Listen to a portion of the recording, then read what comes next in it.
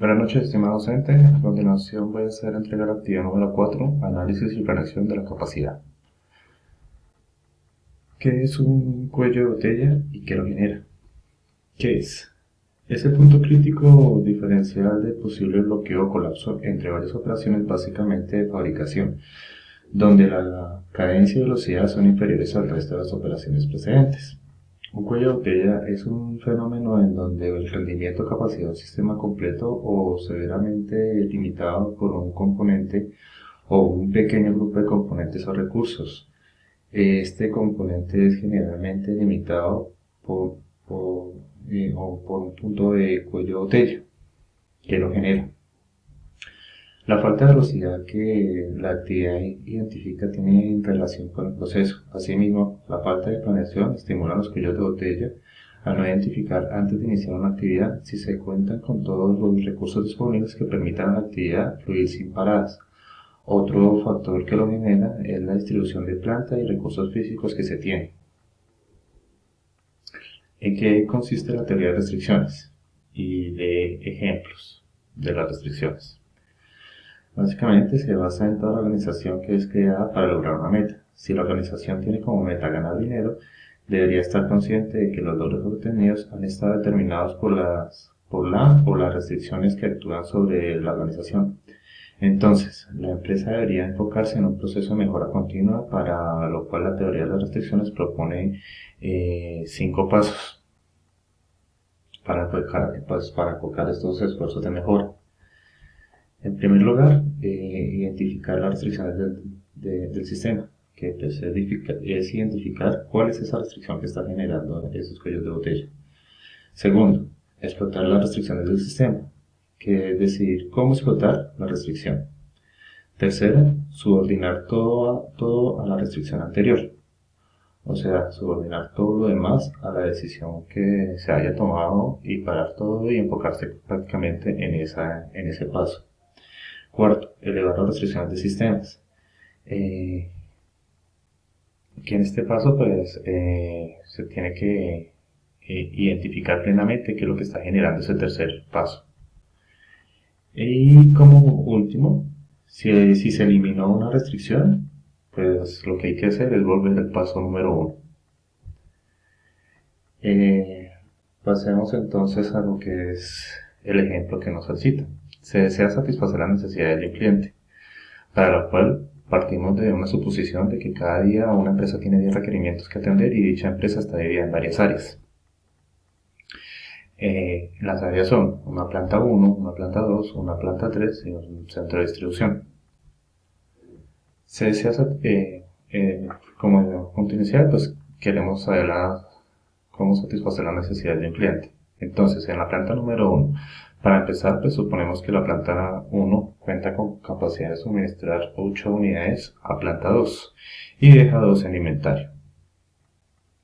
Ahora, supongamos que planta 2 cuenta con la capacidad de suministrarle 10 unidades a planta 3, pero de esas solo 10 tienen 8 unidades, entonces pasa las 8 a planta 3.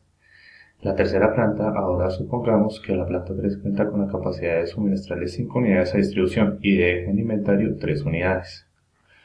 Ahora suponemos que distribución cuenta con la capacidad de satisfacer los 10 clientes finales, pero solo cuenta con 5 unidades, por lo cual al finalizar el proceso puede satisfacer a 5 clientes.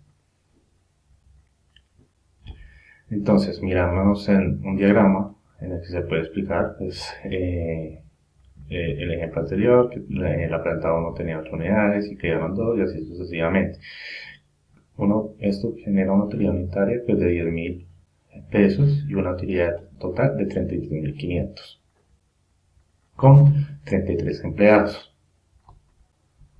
Y entonces, ¿qué pasaba?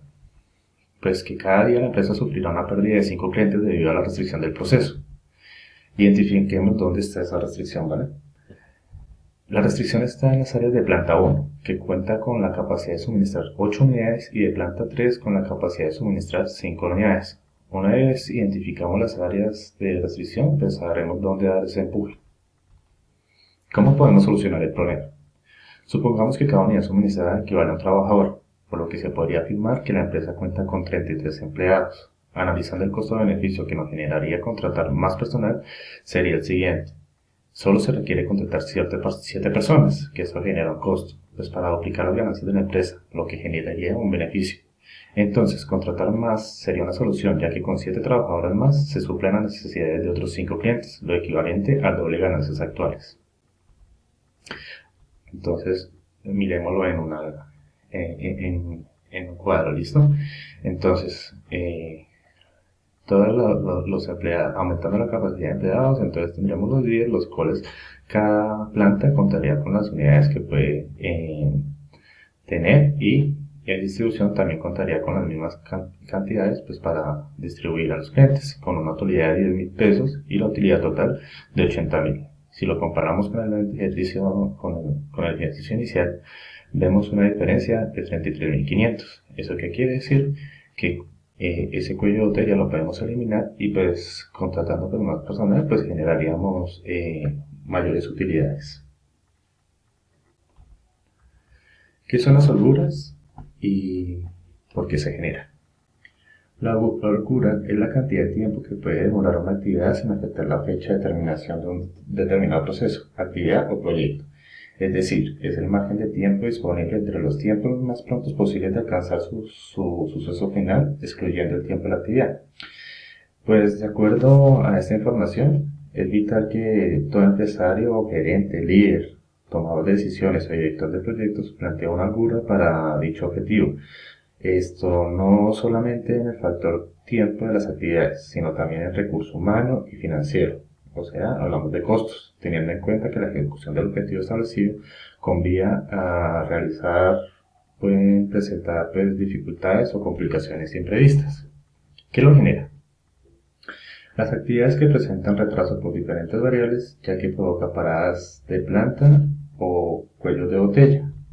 La falta de planeación al iniciar una actividad en la cual no se contemplan los diferentes factores externos genera que no se cumplan con los tiempos estimados, llevando pues a que no se entregue un pedido en el tiempo esperado por un cliente. Pasemos al caso práctico. Postobón.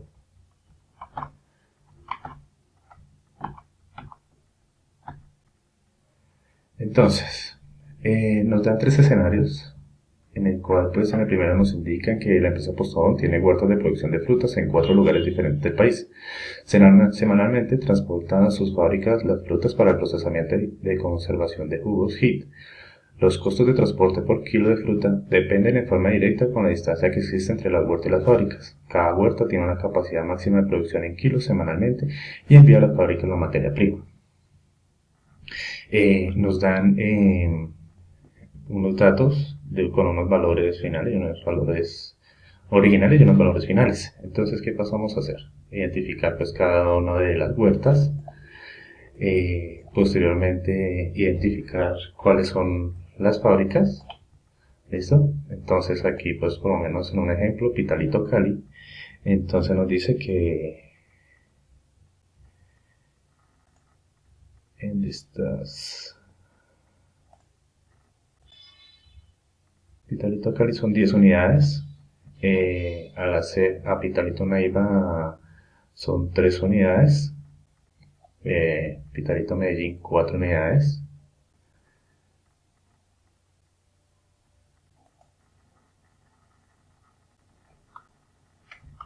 perdón.